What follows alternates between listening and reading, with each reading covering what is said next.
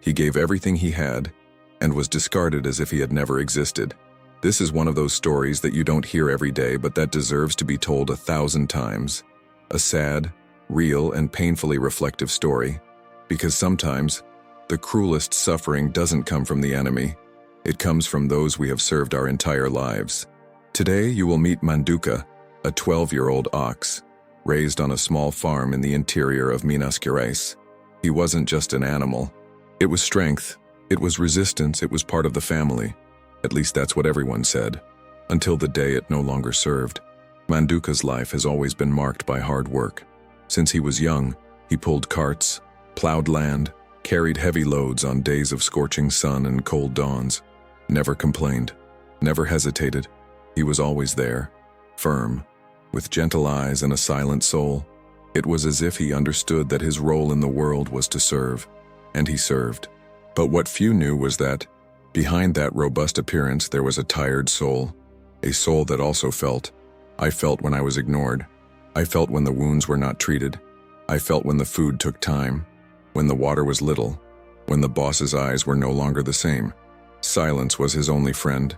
Manduka had no voice, but if he had, maybe he would have said, "I just wanted to be seen," as more than a machine, because that was what he had become, a useful gear, until it isn't. For years he was the heart of that place. He carried firewood, food, even children on his back on market Sundays. He was the pride of old Zé Arlindo, his boss. The neighbors said, "This ox is worth gold," but gold rusts when it ages, and Manduka grew old. Little by little, the steps became slower. The weight seemed to double. The eyes, once alive, began to blur. And what did he get in return? Patience? Gratitude? A well-deserved rest? No. Earned contempt. The same man who had previously caressed him now only saw him as a dead weight. The same place where he ran free now trapped him in a forgotten enclosure, without shade, without shelter, and the worst, no affection. Manduka, the warrior ox, was being erased, as if your story, your sacrifice, your scars had never existed. It is at these times that we realize how cruel ingratitude is. It doesn't scream, it doesn't break, it doesn't bleed, but it corrodes from the inside. And for those who have already given everything, ingratitude hurts more than any lash. You might be thinking, but it's just an ox. But it's not. It's a life. It's a story. It is a symbol of what happens every day to people and animals. The abandonment of those who gave everything. And perhaps, deep down, Manduka's story is also that of many out there who scream inside while the world pretends not to hear. Because there are pains that make no noise, but that echo eternally in silence. And it was in this silence that Manduka lived his last days. And it was in this silence that Manduka lived his last days. Alone, forgotten, looking at the same horizon that one day crossed with strength and pride. The same field where he built everything was now the scene of his slow farewell. No looks, no gestures of affection, no thank you. Just the distant sound of the wind passing through the rusty fences, the cold sound of human indifference. But this story is not just about an ox. It's about us, about how much we have become accustomed to receiving, using, and moving on, as if everything and everyone were replaceable. Manduka represents that friend who is always there, but who you stopped calling. It represents the tired mother, the forgotten father, the old dog in the yard, the worker who gave his blood and ended up without recognition. He is a reflection of ingratitude disguised as normality. And if this story touched you in some way, if for a moment you felt something different inside your chest, then maybe there is still hope. Hope that we can change, that we learn to look with more empathy, because no one deserves to die in silence or be forgotten after giving everything. In the comments, write, "Let's change." Every word will be a way of giving a voice to those who never had one. Show that there is still kindness, that there is still compassion, that there is still humanity. And if you believe that stories like this need to be told, leave a like. It helps this message reach more people. Subscribe to the channel because here we don't just tell sad stories. We tell truths that the world insists on ignoring. Stories that hurt, but also heal, that make us reflect, feel, and most importantly, not forget. Manduka's pain may have been silent, but together, we can turn his silence into a cry for change. And may this cry echo within each one who still has a heart. Time passed, and Manduka's silence began to transform into something deeper, a type of scream that no one could hear, but that could be felt. It was a scream trapped in the soul, suffocated, muffled, invisible. A scream that didn't come out of the mouth, but vibrated inside the chest as if each heartbeat was a silent cry for help. Every dawn, the old ox woke up with heavy eyes, watching the sun rise behind the wire fences. Cold mornings brought the smell of dew, the sound of roosters, and the distant echo of life going on. But none of that touched him anymore. The world went on, and he just existed. He breathed by instinct, walked by habit. It was as if the body was still there, but the soul had already started to leave. Manduka remembered when everything was different. When Zé Arlindo, the boss, still spoke to him in a calm voice, he called him by name and hit his neck, saying, "You are strong, Manduka. You are my partner in the work." Those words stuck in his memory, like fragments of a time when there was still value, when sacrifice meant something. But time has a cruel way of changing people. The same man who had once treated him as a friend now looked at him impatiently. Manduka no longer had the same strength. I could no longer pull the cart as fast as before, and that, for the boss, was unforgivable. Little by little, the first signs of abandonment came. The trough, once full, began to remain empty for days. The water, which used to be changed every morning, was now dirty, stagnant, with leaves floating in it.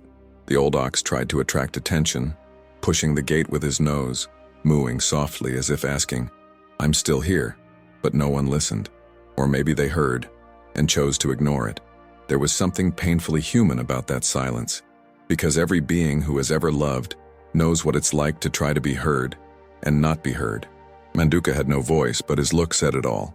That heavy, wet look that seemed to ask for just one thing, a little attention, a gesture, a sign that he still mattered.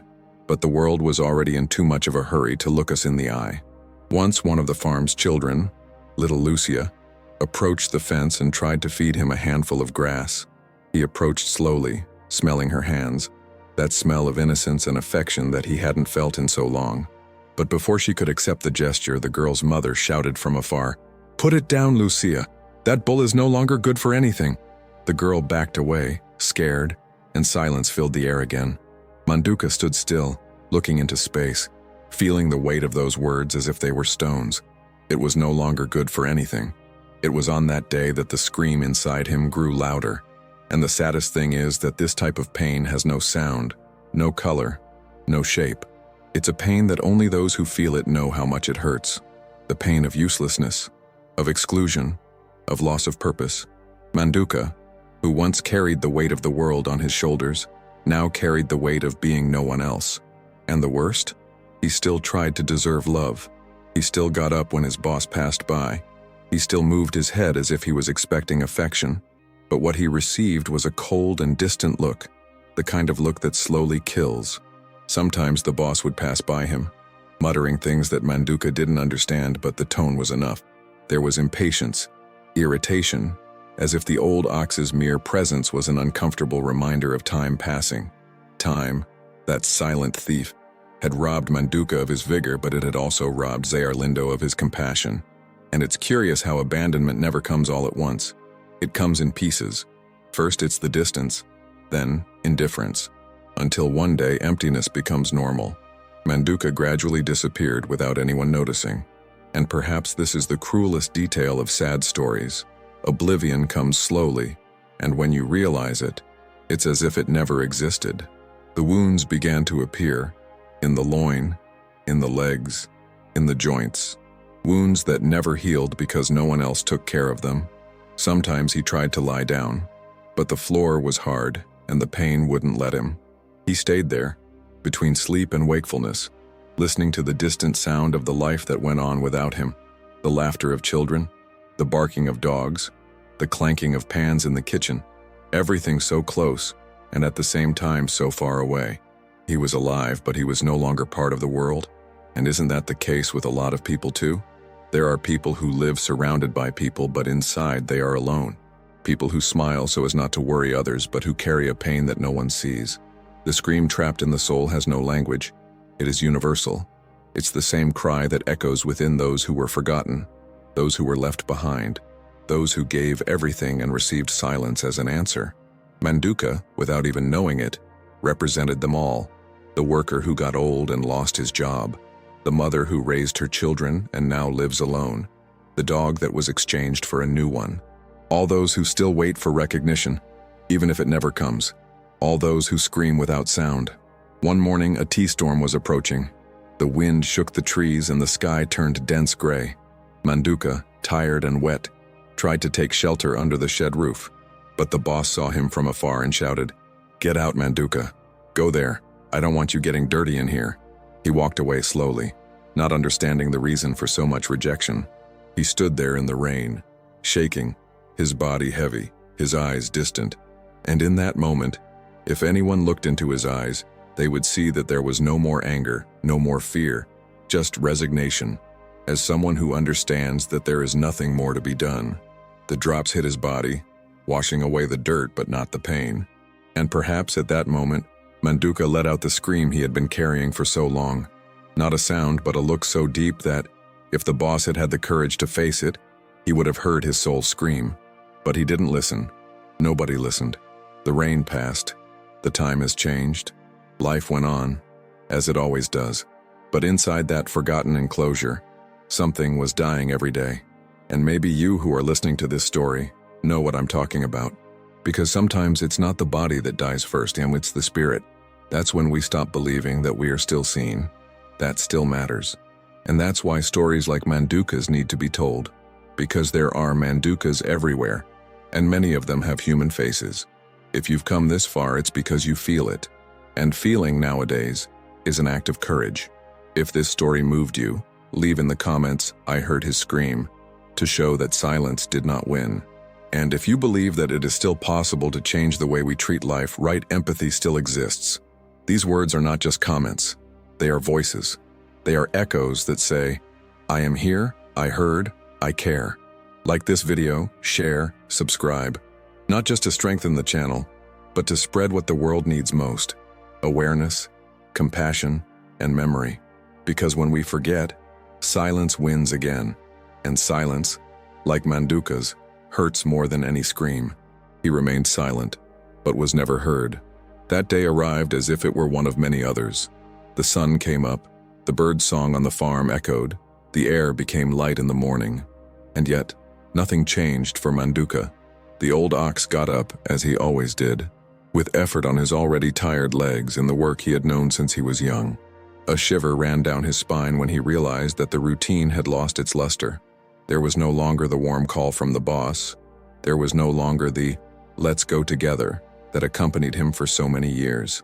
He felt in the air, even though he didn't know how to name it, that that day could mark the end of everything he once called being alive for something.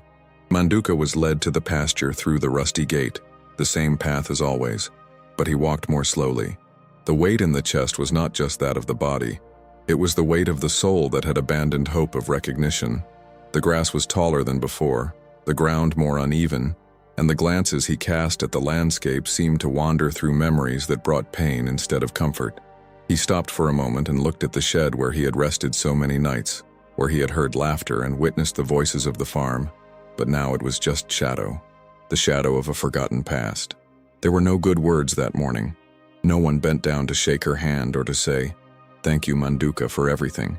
The boss, Zé Arlindo, passed by him without a word, with his hat pulled down almost to his eyes that previously shone with respect and complicity.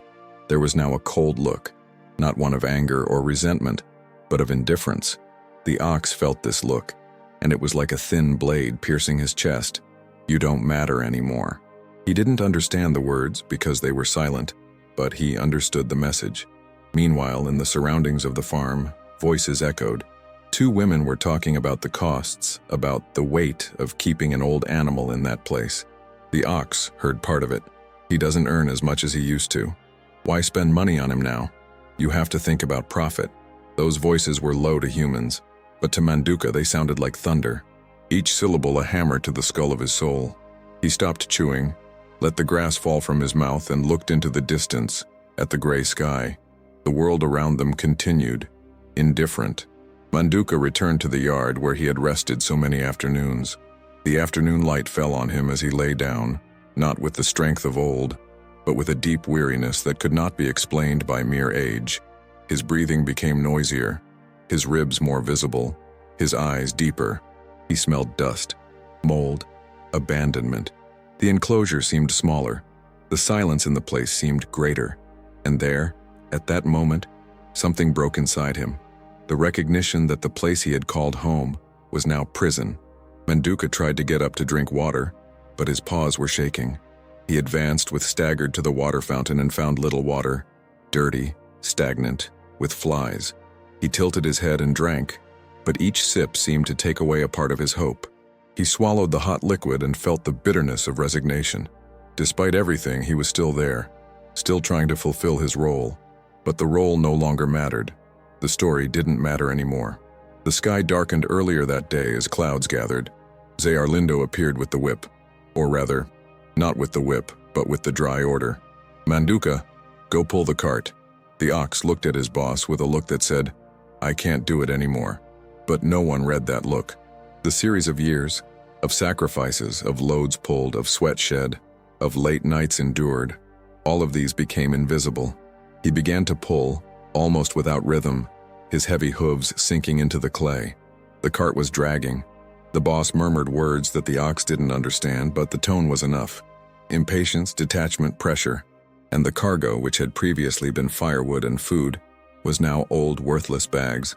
A symbol, perhaps, of the way Manduka was now seen. Old, worn out, useless. He stopped halfway, his body complaining. The wind carried the scent of the approaching storm. The trees bent. The ox looked back and saw the distant enclosure, the distant house, the distant world, and he felt the scream, trapped as always, rise from within. The cry of the soul that said, "Why do I still exist?" But the voice didn't come out. He just whinnied softly, as if trying to call for help. The cart rocked. The boss hit the ox's back with his stick. "Come on, stop being lazy." Manduka followed, not willingly but out of habit. The habit of having to move on with your life, even when life was no longer taking you anywhere. The storm broke soon afterwards. The rain came down with force, thunder ripped the sky, lightning like whips across the sky. Manduka was still pulling. The mud turned to mud. The mud stuck to his hooves. He slipped, sighing with his entire body. Water dripped on his face, ran from his ears, mixed with dry sweat. He was exhausted. The boss shouted again, but his voice was lost in the noise. Manduka stopped. He took a step. The knees weakened. He slipped, fell, his body weighing down on the floor. The cart stopped.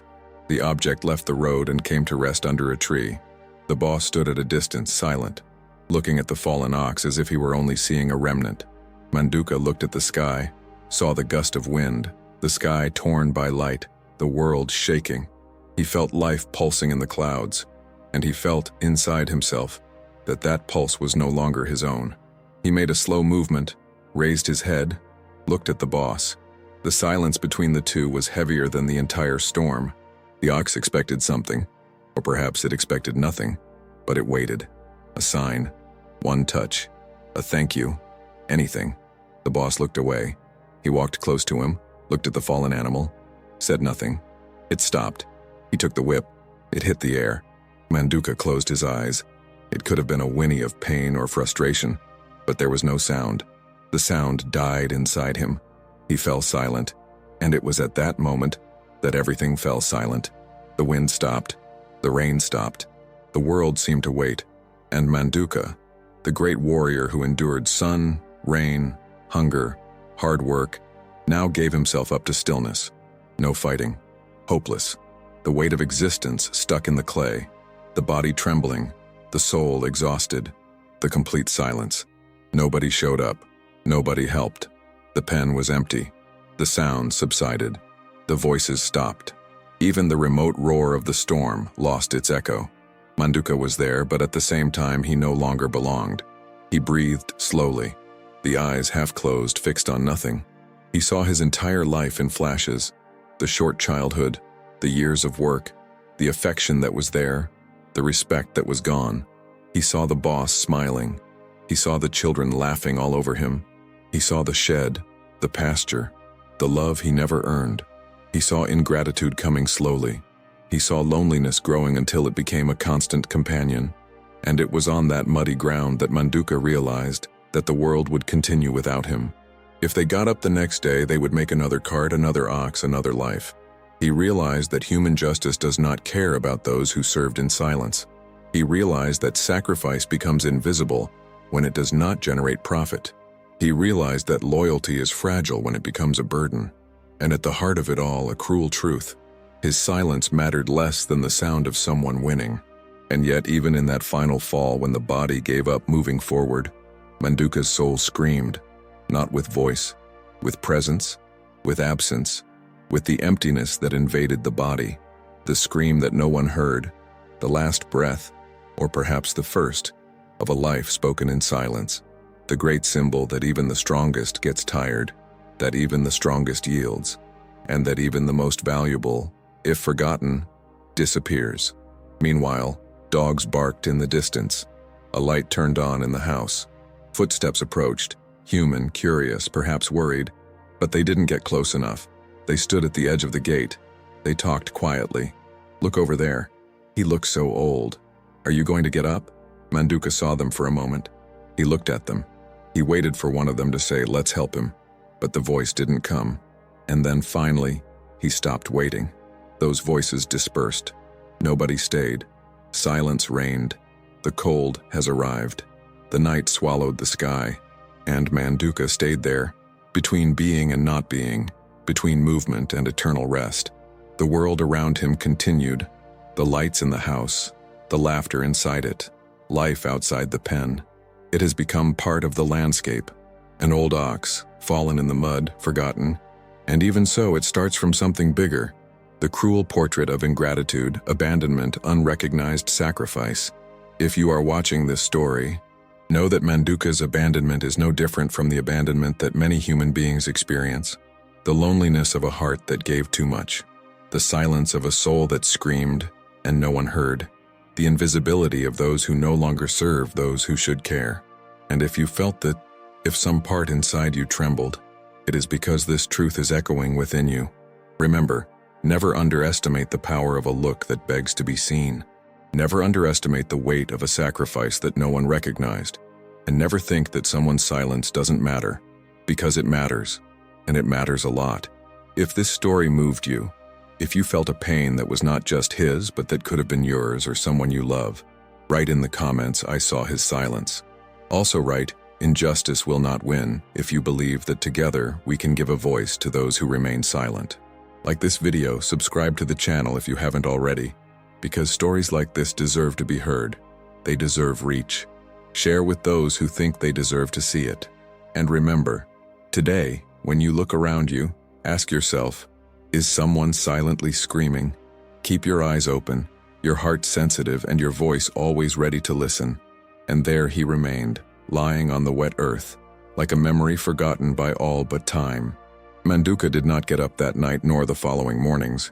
And contrary to what many thought, he didn't just die. It wasn't just any death. It was not the end of a cycle. It was the end of an injustice, the end of a silence that no one wanted to hear in life. Because sometimes the only way for a soul to rest is when it stops screaming. But the story didn't end there. Because although Manduka's body stopped, his presence did not disappear. His absence started to bother me. The empty pen, the intact water fountain, the cart leaning against the shade of the tree. Everything seemed quieter than it should have been, as if that space now screamed what he never could. The noise that no one had heard before was now a deafening void. Zayarlindo, the boss, passed that same path days later. He carried a bag of feed for the pigs, his hat pushed up to his eyebrows, as he always did. But as he passed by the space where Manduka used to stay, something stopped him. He saw hoof prints in the still damp earth. He saw the strands of hair on the trunk of the tree where the ox used to scratch his head. He saw the cart standing still, the one he demanded so much to be pulled, now motionless as a silent witness to everything that happened. It was at that moment that he realized absence weighs more than presence, because for the first time in a long time, he looked around and saw no movement. He didn't see Manduka trying to get up. He didn't see the gentle eyes asking for attention. And it was there that he understood, too late, that the ox was not just an ox. It was a piece of his story, his life, his humanity. A humanity that he himself killed, little by little, with the poison of ingratitude. The pain that Manduka carried in silence was now the pain that the enclosure carried, a type of phantom memory which does not fade over time, because certain pains become echoes, and these echoes, even after death, continue to whisper to those who are still conscious. And it wasn't just the boss who felt it. Lucia, the girl who once tried to feed him, walked past the fence with a flower in her hand. She didn't understand everything that had happened, but she knew he wasn't there anymore. His eyes searched, his body stopped. He looked at the earth as if looking for a friend buried in time. She left the flower on the ground, speechless, but with a tear running down, because children feel what adults pretend not to see. And it didn't stop there. Neighbors commented, "Manduka died," they said with that tone between pity and relief. But then, silence took over the conversation, because deep down everyone knew that it was more than just a death. It was a mirror, a reflection of what we do with those who have already given us everything, but who can no longer give us anything. Manduka became history, but not just any story. It became a symbol, a silent reminder of everything we ignore. His death became a landmark, because even without having a voice, his entire life was a cry for respect. And now, without him, the void screamed even louder. Little by little, they began to realize how essential he was, how much your effort moved more than carts. It moved hearts. But like every great lesson in life, it came late, because the world only tends to value what it has lost, what you can no longer touch, use, or explore. And the great truth is this: Manduka never wanted tributes, nor grand recognition. He just wanted to keep being seen. He just wanted the look of those he helped to return with a minimum of affection. I didn't need nice words, just humanity. But even that was denied to him. And even after leaving, the pain he carried didn't die. It spread, subtly, to every corner of that place. It was like a sad breeze that hit the faces of those who remembered him. Because no one forgets what was once useful, but no one forgives their own guilt for not being grateful. The trees continued to grow. The pasture was renewed. Time went on, as it always does. But in every corner of that place, there was a trace of Manduka's soul. A trail that echoed in the silences, who spoke when no one else spoke, that reminded you, every morning, how cruel it is to abandon someone who has already carried you with so much love. And his story came here to you, because it needed to be told. I needed to be heard, because Manduka didn't have a voice, but today it has ours. And that's why this story isn't just his. She is yours. It's mine. It belongs to everyone who has ever felt used, forgotten, ignored, of everyone who once gave their best and received silence in response. Maybe near you, there is someone like Manduka. Maybe it's a relative, a friend, a neighbor, or maybe it's you, someone who carries a trapped scream, a silent pain, a simple desire to be seen. And so, this story needs to resonate, because it is through her that we can remember. Love is more than words, respect is more than speech, and gratitude is action. And if you felt it inside, if any part of this story spoke to you, then maybe you're one of those voices still listening, one of those souls that still feels, one of those people who has not yet allowed themselves to be hardened by the world. So please don't let this story end here. In the comments, write, "I heard his voice," if you felt that Manduka's story resonated inside. Also write, "Pain cannot be ignored," if you believe that no one should die without being heard. And if this story made sense to you, if it touched you in some way, leave a like.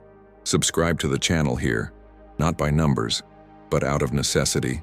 Because the world needs more people who listen, more people who see, more people who care.